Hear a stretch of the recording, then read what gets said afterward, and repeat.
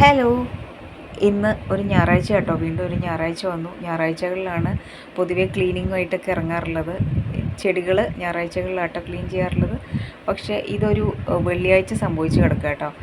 ഞങ്ങളുടെ വീടിൻ്റെ stair case എന്ന് പറയുന്നത് പുറത്തു കൂടിയാണ് മുകളിലേക്ക് പോകുന്നത്. അപ്പോൾ അവിടെയെല്ലാം കുറച്ച് ചെടികൾ വെച്ചിട്ടുണ്ടായിരുന്നു. ഇപ്പോൾ കണ്ടിന്യൂസ് ആയിട്ട് മഴയും കാറ്റുള്ള കാരണം അവിടെ വെച്ച ചെടികളെല്ലാം മറിഞ്ഞു പോയി. ആ ചെടിച്ചട്ടിയെല്ലാം പൊട്ടി മണ്ണെല്ലാം അവിടെ കിടക്കായിരുന്നു കേട്ടോ.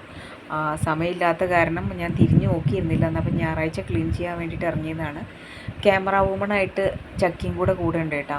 അവളാണ് വീഡിയോ എടുക്കുന്നത്. ഞാനപ്പോൾ നമ്മുടെ ഓസ് വെച്ചിട്ട് അടിച്ച് കഴുകാമെന്ന് വിചാരിച്ചു. അപ്പോൾ കുറച്ചും കൂടി ഈസി ആവുമല്ലോ. ബക്കറ്റിൽ വെള്ളം വെച്ച് ചൂല് വെച്ച് അടിച്ച് കഴിയുമ്പോൾ കുറച്ചും കൂടി സമയം എടുക്കും തോന്നി. അതുകൊണ്ട് ഓസ് വെച്ചിട്ടാട്ടോ ഞാനത് കഴുകിയെടുത്തത്. കുറച്ച് പ്രയാസമായിരുന്നു. എന്താ വെച്ചാൽ മണ്ണെല്ലാം താഴെ വിടാതെ നോക്കണം, അതെല്ലാം അടുക്കി പൊഴുക്കി വെക്കണം. അങ്ങനെ അതിൻ്റെ ഇടയിൽ അവളെ ഇട്ട് വഴക്ക് പിടിക്കണം. എൻ്റെ മോളും കൂടെയുണ്ട്, ഞാൻ കഴുകാമെന്നൊക്കെ പറഞ്ഞിട്ട് അവളെ ശല്യത്തിന് വരുന്നുണ്ട്. എങ്കിലും ഒരു സപ്പോർട്ടായിട്ട് ആൾ കൂടെ ഉണ്ടായിരുന്നു കേട്ടോ. അങ്ങനെ കുറച്ച് പണിപ്പെട്ട് ഞങ്ങൾ പതിയെ പതിയെ ക്ലീനാക്കി കൊണ്ട് വരികയായിരുന്നു കേട്ടോ. 20 മിനിറ്റ് എടുത്തു ക്ലീനാക്കാൻ എന്ന് വേണമെങ്കിൽ പറയാം. എങ്കിലും 20 മിനിറ്റ് കൊണ്ട് തന്നെ ക്ലീനാക്കി എടുത്തു കേട്ടോ.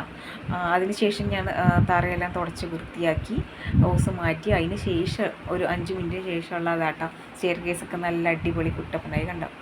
ഇപ്പോൾ കുറേ ചെടികളൊക്കെ പൊട്ടിപ്പോയ ചെടികളൊക്കെ മാറ്റി നമ്മുടെ സ്നേക്ക് പ്ലാന്റ് കുഞ്ഞു കുഞ്ഞ് വെറൈറ്റി ഉണ്ടല്ലോ, അതെല്ലാം ഒരുമിച്ച് വെച്ചു. നമ്മുടെ അക്വേറിയത്തിൽ വളർത്തുന്ന ആമ്പലിൻ്റെ അടുത്ത്.